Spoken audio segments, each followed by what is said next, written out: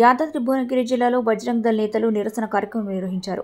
గోరక్షకులపై దాడికి పాల్పడిన వారిని వెంటనే అరెస్ట్ చేసి చట్టపరమైన చర్యలు తీసుకోవాలని వారు డిమాండ్ చేశారు. భువనగిరి పట్టణంలో బీజేపీ నాయకులతో కలిసి నిరసన చేపట్టి మాట్లాడిన బజరంగ్ దళ్ నాయకులు కాంగ్రెస్ ప్రభుత్వ హయాంలో ప్రజలకు ఇళ్లకు భూములకు రక్షణ లేకుండా పోయిందని విమర్శించారు. ఈ కార్యక్రమంలో బీజేపీ జిల్లా అధ్యక్షుడు ఉట్కూరి అశోక్ గౌడ్, బజరంగ్ దళ్ నాయకులు, బీజేపీ నాయకులు తదితరులు పాల్గొన్నారు. అర్థమవుతా ఉంది. ఒకవేళ గోరక్షకు ప్రశాంత్ సింగ్ నిజంగా డబ్బులు సంపాదించాలంటే గత 7 సంవత్సరాల నుంచి గోరక్షణ చేస్తా ఉన్నాడు. అతని ఇల్లు పరిస్థితి చూద్దాం, ఆ తల్లిదండ్రులను చూద్దాం. వాళ్ళ తల్లి వాళ్ళకి తెగ చెందిన తల్లి ఒకటే మాట అంటుంది, గోరక్షకు నా యొక్క కొడుకు అంకితమైతే ఇటువంటి కొడుకులు 10 మందిని కంటానికి సిద్ధంగా ఉన్నాను. అటువంటి మాతను, అటువంటి గోమాతను కన్నటువంటి వ్యక్తికి మేము అందరం కూడా ధన్యవాదాలు తెలియజేస్తా ఉన్నాం.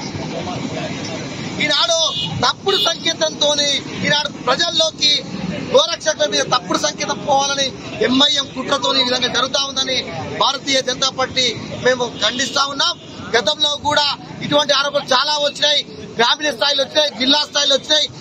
తప్పుడు ఏదో విధంగా బ్లాక్ మెయిల్ చేయాలని, గోరక్షకు బెదిరించాలని కేసుల ద్వారా, మాటల ద్వారా, మీడియా ద్వారా చూస్తే ఊరుకునే లేదు.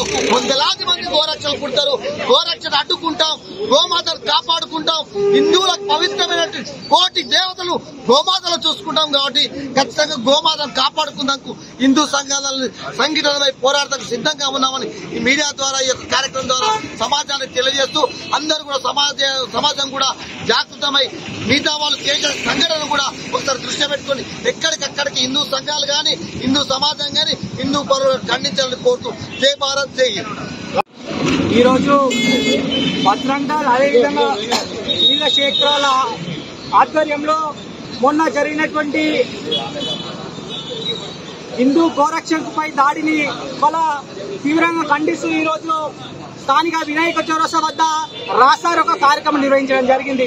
ఈ రోజు తెలంగాణ రాష్ట్రం రేవంత్ రెడ్డి అధికారంలో రాకముందు, నేను అధికారంలోకి వస్తే తెలంగాణ రాష్ట్రంలో గాంధీ కల్చర్ ని ఇంప్లిమెంట్ చేస్తున్నాడు. కానీ రేవంత్ రెడ్డి అధికారంలోకి వచ్చిన తర్వాత గాంధీ కల్చర్ కాదు, గన్ని కల్చర్ ఇంప్లిమెంట్ చేస్తా ఉన్నాడు. మనందరికీ తెలుసు, మొన్న ప్రశాంత్ సింగ్ అనేటువంటి బజరంగ్ దళ్ గోరక్ష కార్యకర్త పైన ఒక ఎంఐఎం పార్టీకి సంబంధించినటువంటి విప్లవం అనేటువంటి వ్యక్తి గన్నుతో దాడి చేయడం జరిగింది. ఇవాళ మేము ఒకటే ప్రశ్నిస్తా ఉన్నాం, వాళ్ళ పోలీస్ యంత్రాంగం ఏం చేస్తా ఉందని వాళ్ళ బజరంగ్ దళ్ నుంచి మేము ప్రశ్నిస్తా ఉన్నాం.